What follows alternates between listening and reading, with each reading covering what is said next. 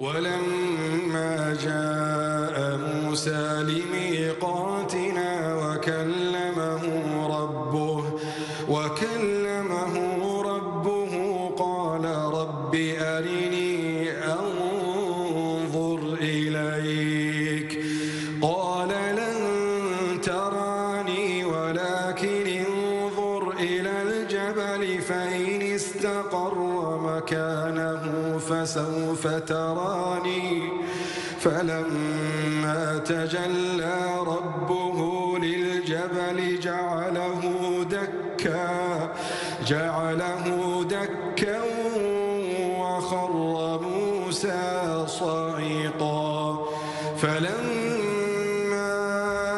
أفاق قال سبحانك تبت إليك